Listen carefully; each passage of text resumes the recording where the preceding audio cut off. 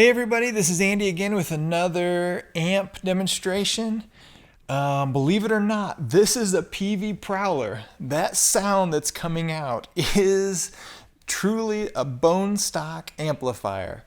These came out in the late 90s, mid 90s, and it's a 2-channel, 45 watt, 2.6L6 all tube amp. It's got 2 channels. And it also has onboard reverb, spring reverb, and it has a couple gain stages on the distortion channel that we're going to talk about. But this amp came with the Peavey Blue Marvel speaker, which at the time was a budgeted version speaker to keep the amp under a certain price point. And I liked the idea of it. The clean channel was incredible, but the distortion channel left a little to be desired. So in talking with John Fields from Peavey, who happens to be the guy who designed the amp, come to find out they had a price point to meet, and the speaker they wanted to use put it over into the next category where it didn't make sense anymore. What was that speaker? That was the Sheffield 1230. They use that in the Bandit, they use that in some extension cabinets, and they use that in the classic 412E 412 unit for the Classic 50 and Classic 100. So in hearing that, I thought, you know what, that's a very inexpensive upgrade. We've been talking about the Sheffields in the appreciation group, and I thought, you know what, I'm going to source an 8-ohm version, plug it in and see what happens. Lo and behold, the entire amp's characteristics has changed for the better. The distortion that was flubby, a little farty when you pushed the gain up, it turned into a monster. Very tight, very percussive, actually covers a lot of ground. And the beautiful clean channel is still intact. So let's take a look here. Today I'm going to be using the ESP Horizon Custom, and like I said, I'm going out to my 412E cabinet that has the 1230s. The internal has the 1230, but it's much easier just to go to the 412. It sounds identical anyways. So let's start here on the clean channel. The clean channel here has the low, mids, highs, and it also has the reverb control. So it also has a bright switch for if you're using humbuckers, which I am. So let's go non-bright switch, and this is how it sounds.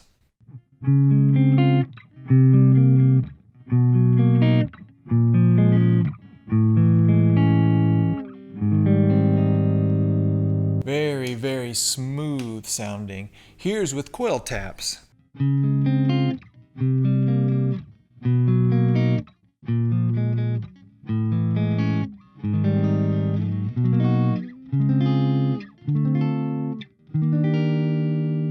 Beautiful amp, beautiful amp. Now, let's give it some reverb.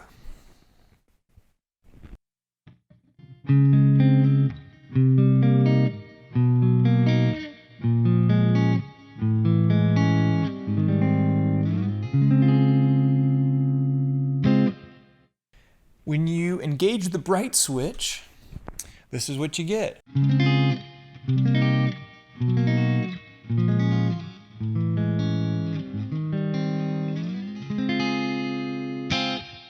Beautiful clean, absolutely beautiful. Now, let's go over to the distortion channel.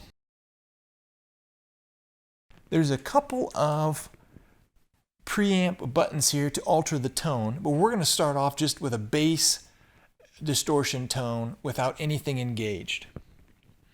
So I've got the gain at about 5, about noon.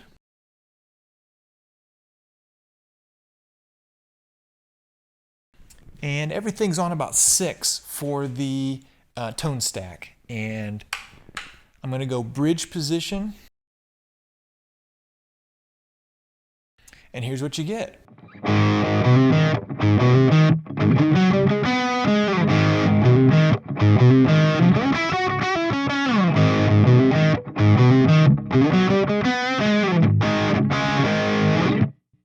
this tone stack is a little interesting. It seems pseudo active EQ, maybe not a full active EQ, but the tone controls really affect the sound. So let me give you an example here.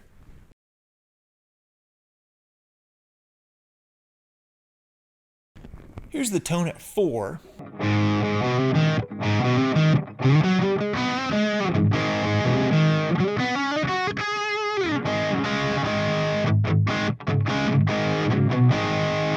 Not bad at all. Now let's move them up to 6 again.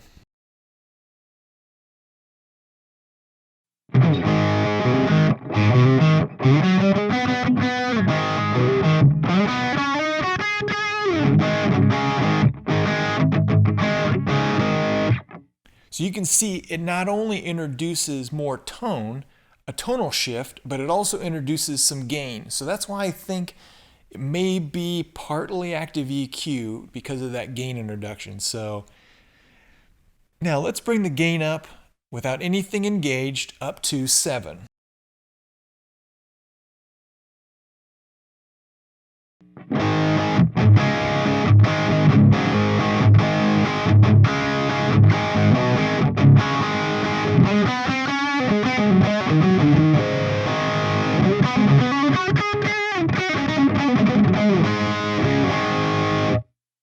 Now that's some serious saturation. Let's give that a little bit less mids and a little bit more highs.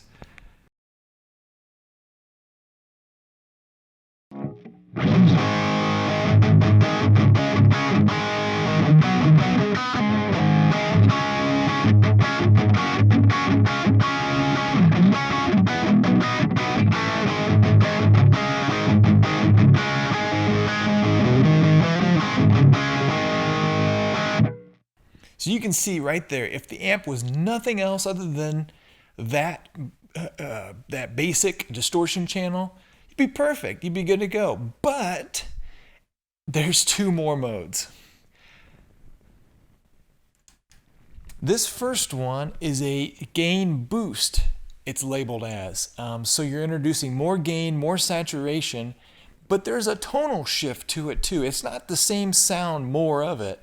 There is a shift in tone, and I'll show you an A/B. Here's with it.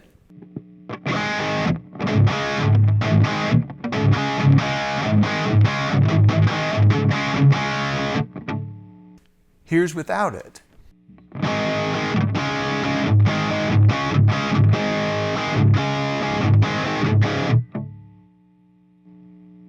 With. So you can tell it just tightens everything up a little bit as it introduces more gain. Similar to a tube screamer would, where you're giving it more gain and a tonal shift, but it sounds fantastic and gives you another type of a tone on top of an amp that already sounds good.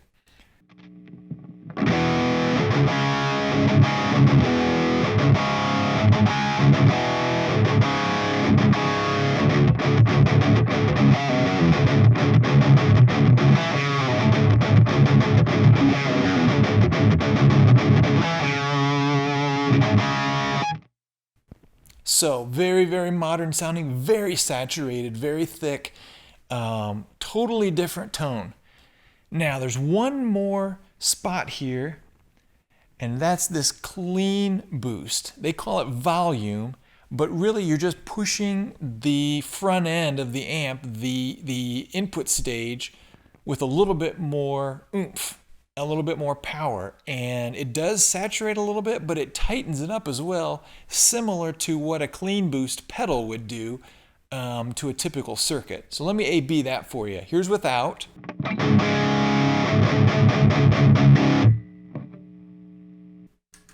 Here's with.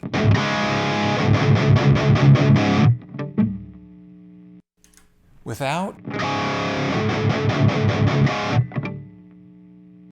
With. So you can tell it's very, very tight. You actually want to back the gain down just a little bit, and it will give you a very, very percussive modern metal type tone. So I've got the gain on 5 here with that volume boost engaged.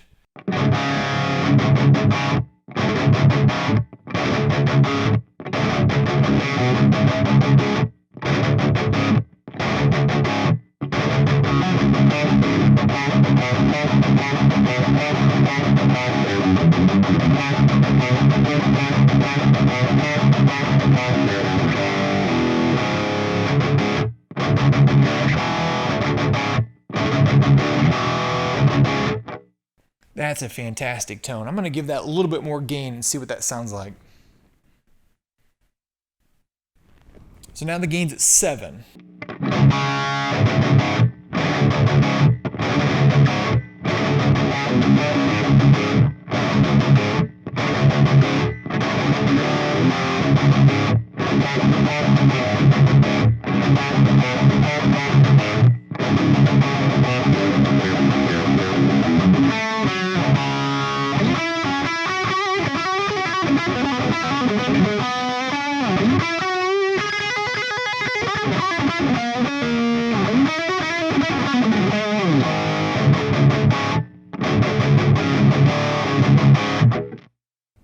So there you go. There's an example of an amp that has nothing wrong with it other than the speaker, and changing it to what it was actually designed for in the first place makes the world of difference.